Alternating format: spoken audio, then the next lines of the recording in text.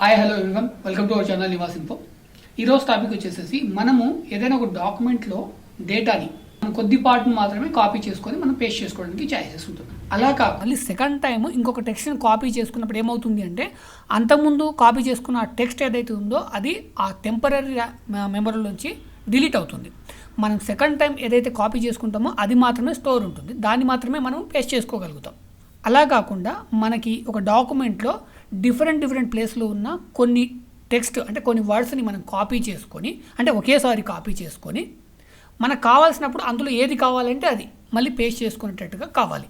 అంటే ఇక్కడ ఏంటి, పేస్ట్ చేయాలంటే మనం ఏం చేయాలి, ఏది పేస్ట్ చేయాలో దాన్ని మళ్ళీ మనం కాపీ చేసుకొని పేస్ట్ చేసుకోవాలి. అలా కాకుండా మనకు కావాల్సిన కొన్ని వర్డ్స్ని మనం ఒకేసారి కాపీ చేసుకొని అందులోంచి ఏ వర్డ్ కావాలి అంటే అది ఏ ప్లేస్లో కావాలంటే ఆ ప్లేస్లో పేస్ట్ చేసుకోవడం ఎలా. సో నేను ఇక్కడ ఒక డాక్యుమెంట్ అయితే ఓపెన్ చేశాను.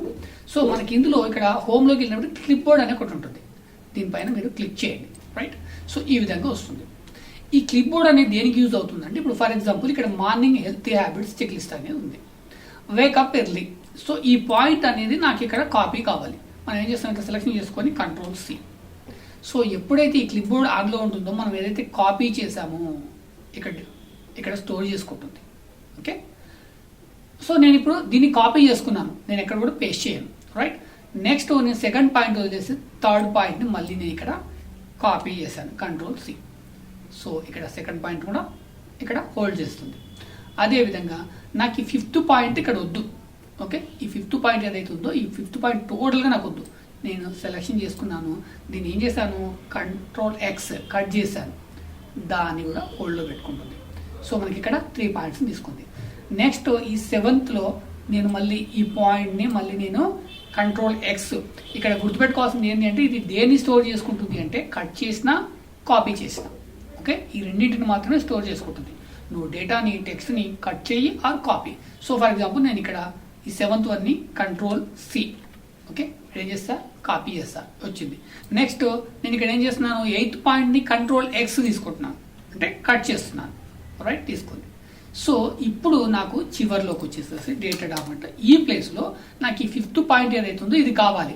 సో ఇక్కడ కర్సర్ ఇక్కడ పెట్టిన తర్వాత ఈ 5th పాయింట్ పైన క్లిక్ చేయండి, ఇక్కడ వచ్చి పేస్ట్ అవుతుంది. అంటే మనం కట్ చేసిన ఏదైతే ఉందో అది మనము ఎక్కడైతే కర్సర్ పెట్టి దానిపైన క్లిక్ చేస్తామో అక్కడ పేస్ట్ అవుతుంది. ఇప్పుడు నాకు ఈ ఫస్ట్ పాయింట్ ఇక్కడ కావాలి. రైట్, తర్వాత థర్డ్ పాయింట్ కావాలి, తర్వాత ఈ 7th పాయింట్ కావాలి, తర్వాత 8th పాయింట్ కావాలి. సో దానిపైన క్లిక్ చేస్తే చాలు ఈ విధంగా పేస్ట్ అవుతుంది. అంటే ఇక్కడ ఏంటి అంటే మనకి ఏమేం పాయింట్స్ కావాలో వాటి అన్నింటిని కూడా మనము కట్ ఆర్ కాపీ చేసి పెట్టుకోవచ్చు, హోల్డ్లో పెట్టుకోవచ్చు. దానికోసం యూజ్ చేసేది ఈ క్లిప్ బోర్డ్. అయితే దీనికి ఒక లిమిట్ అనేది ఉంటుంది, 24 టైమ్స్ మాత్రమే అది కట్ కానీ కాపీ కానీ. కట్ చేస్తే ఒకటి, కాపీ చేస్తే ఇంకొకటి. ఈ విధంగా మనకి 24 టైమ్స్ మాత్రమే మనము కట్ కానీ కాపీ కానీ చేయగలం, అంతవరకు మాత్రమే స్టోర్ చేసుకుంటుంది.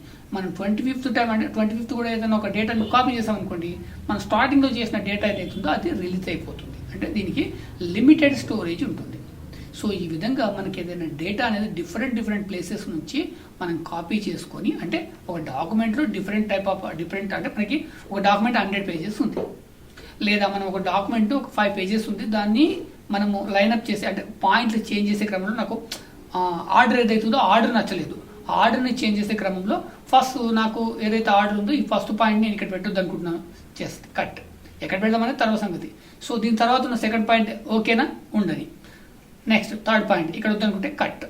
సో ఇక్కడ ఇది కట్ చేసిన తర్వాత మనం ఫస్ట్ ఏదైతే కాపీ చేసినామో అది ఇక్కడ కావాలనిపించింది. సో అప్పుడు ఈ విధంగా మనం పేస్ట్ అనేది చేసుకోవచ్చు. సో ఇది మనకి క్లిప్ బోర్డ్ వల్ల యూజ్. ఇది ఈరోజు వీడియో. ఇంకో వీడియోతో మళ్ళీ కలుద్దాం. మీరు కనుక ఛానల్ సబ్స్క్రైబ్ చేసుకున్నట్టయితే సబ్స్క్రైబ్ చేసుకోండి. అదేవిధంగా లైక్ చేయడం, కామెంట్ చేయడం మర్చిపోద్దు. మీరు లైక్ చేయడం వల్ల, కామెంట్ చేయడం వల్ల ఈ వీడియో అనేది ఇంకొంతమందికి షేర్ అవుతుంది. Thank you so much.